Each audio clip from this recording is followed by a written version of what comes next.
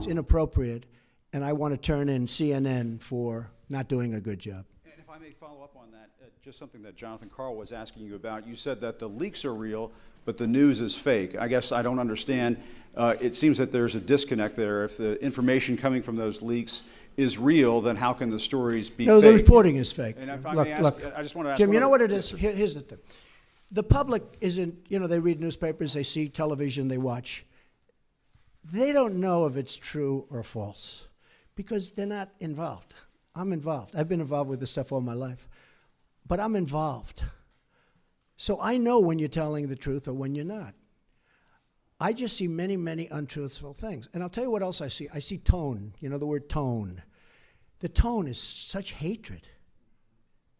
I'm really not a bad person, by the way. No, but the tone is such, I do get good ratings, you have to admit that.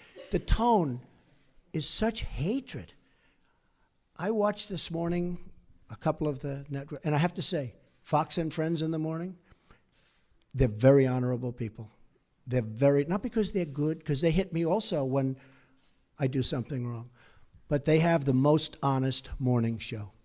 That's all I can say. It's the most honest. But the tone, Jim, if you look, the hatred, sometimes somebody gets, well, you look at your show that goes on at 10 o'clock in the evening. You just take a look at that show. That is a constant hit. The panel is almost always exclusive anti-Trump. The good news is he doesn't have good ratings. But the panel is almost exclusive anti-Trump. And the hatred and venom coming from his mouth, the hatred coming from other people on your network. Now, I will say this.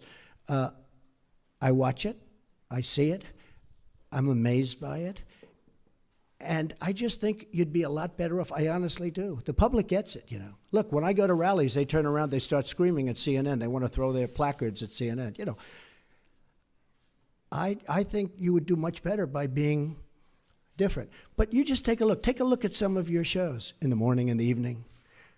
If a guest comes out and says something positive about me, it's brutal. Now, they'll take this news conference. I'm actually having a very good time, okay? But they'll take this news conference. Don't forget, that's the way I won. Remember, I used to give you a news conference every time I made a speech, which was like every day, okay? No, that's how I won. I won with news conference and probably speeches. I certainly didn't win by people listening to you people, that's for sure. But I'm having a good time. Tomorrow they will say, Donald Trump rants and raves at the press. I'm not ranting and raving. I'm just telling you, you're dishonest people. But I'm not ranting and raving. I love this. I'm having a good time doing it. But tomorrow the headlines are going to be Donald Trump rants and raves. I'm not ranting and raving. Go ahead. Just one more follow-up. Should I let him have a little bit more? What do you think, Peter? Peter, should I let him have a little bit more? Sit down. Sit down. We'll get it. Just because of the attack of fake news and attacking our network, I just want to ask you, sir. I'm changing it from fake news, though. Doesn't that undermine? Very fake news. I know, but I turn on the TV, open the newspapers, and I see stories of chaos. Chaos. Yet it is the exact opposite. This administration is running like a fine-tuned machine, despite the fact that I can't get my cabinet approved. And they're outstanding people, like Senator Dan Coats, who's there, one of the most respected men in the Senate. He can't get approved. How do you not approve him? He's been a colleague, highly respected, brilliant guy, great guy. Everybody knows it. We're waiting for approval. So we have a wonderful group of people that's working very hard, that's being very much misrepresented about, and we can't let that happen. So if the Democrats who have, all you have to do is look at where they are right now. The only thing they can do is delay, because they've screwed things up royally, believe me. The press has become so dishonest that if we don't talk about it, we are doing a tremendous disservice to the American people. Tremendous disservice. We have to talk about it to find out what's going on, because the press, honestly, is out of control. The level of dishonesty is out of control. And I have to say, there's a tiny group of protesters out there, and they were given as much publicity as this massive room packed with people. But they interviewed this man. Come on up here. Come on up. Guy was great. Hop over the fence. Come on. He can do it. This guy's in good shape. Look at him. Look at this guy. Come on. This guy is great. Don't worry about him. No, no, no, no. Come here. They're going to throw. Come on up. Come on. Come here. Come on. This guy. So he's been all over television saying the best things, and I see him standing. And didn't you get here like at 4 in the morning? I did, sir. Say a couple of words to this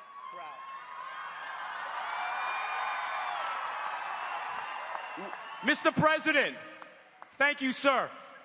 We the people, our movement is the reason why our President of the United States is standing here in front of us today.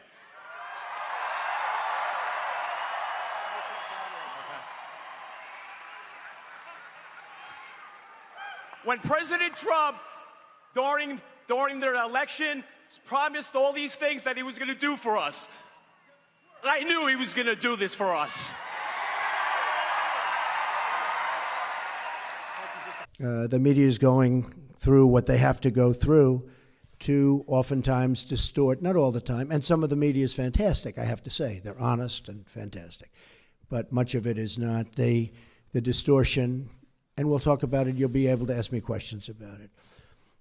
But we're not going to let it happen, because I'm here again to take my message straight to the people. As you know, our administration inherited many problems across government and across the economy. To be honest, I inherited a mess. It's a mess. At home and abroad, a mess. Jobs are pouring out of the country. You see what's going on with all of the companies leaving our country, going to Mexico and other places. Low pay, low wages, mass instability overseas, no matter where you look. The Middle East, a disaster. North Korea, we'll take care of it, folks. We're going to take care of it all. Okay, yeah, go ahead. Go ahead. We have no doubt that you believe this story is fake news, but for those who believe that there is something to it, is there anything that you have learned over these last few weeks that you might be able to reveal that might ease their concerns that this isn't fake news? And secondly, I think they don't believe it. I don't think the public believes. That's why the Rasmussen poll just has me through the roof. I don't think they believe it. Well, I guess one of the reasons I'm here today is to tell you the whole Russian thing, that's a ruse. That's a ruse. And by the way, it would be great if we could get along with Russia, just so you understand that. Now, tomorrow you'll say, Donald Trump wants to get along with Russia. This is terrible. It's not terrible. It's good. We had Hillary Clinton try and do a reset. We had Hillary Clinton give Russia 20% of the uranium in our country. You know what uranium is, right? It's a thing called nuclear weapons and other things, like lots of things are done with uranium, including some bad things. Nobody talks about that. I didn't do anything for Russia. I've done nothing for Russia. Hillary Clinton gave them 20% of our uranium. Hillary Clinton did a reset. Remember with the stupid plastic button that made us all look like a bunch of jerks? Here, take a look. He looked at her like, what the hell is she doing with that cheap plastic button? Hillary Clinton, that was a reset. Remember it said reset? Now, if I do that, oh, I'm a bad guy. If we could get along with Russia, that's a positive thing. We have a very talented man, Rex Tillerson, who's going to be meeting with them shortly. And I told him, I said, I know politically it's probably not good for me. Hey, the greatest thing I could do is shoot that ship that's 30 miles offshore right out of the water. Everyone in this country is going to say, oh, it's so great. That's not great. That's not great. I would love to be able to get along with Russia. Now, you've had a lot of presidents that haven't taken that tack. Look where we are now. Look where we are now. So, if I can. Now, I love to negotiate things. I do it really well and all that stuff. But it's possible I won't be able to get along with Putin. Maybe it is. But I want to just tell you, the false reporting by the media, by you people, the false, horrible, fake reporting makes it much harder to make a deal with Russia.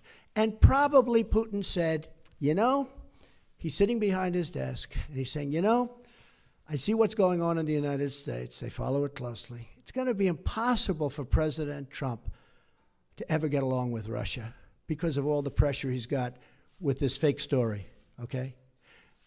And that's a shame, because if we could get along with Russia, and by the way, China and Japan and everyone, if we could get along, it would be a positive thing, not a negative thing. We have begun the monumental task of returning the government back to the people on a scale not seen in many, many years. In each of these actions, I'm keeping my promises to the American people. These are campaign promises. Some people are so surprised that we're having strong borders. Well, that's what I've been talking about for a year and a half, strong borders. They're so surprised. Oh, he having strong borders. Well, that's what I've been talking about to the press and to everybody else. One promise after another, after years of politicians lying to you to get elected. They lied to the American people in order to get elected. Some of the things I'm doing probably aren't popular, but they're necessary for security and for other reasons. And then coming to Washington and pursuing their own interests, which is more important to many politicians. I'm here following through on what I pledged to do. That's all I'm doing. I put it out before the American people, got 306 electoral college votes. I wasn't supposed to get 222. They said there's no way to get 222. 230 is impossible. 270, which you need, that was laughable.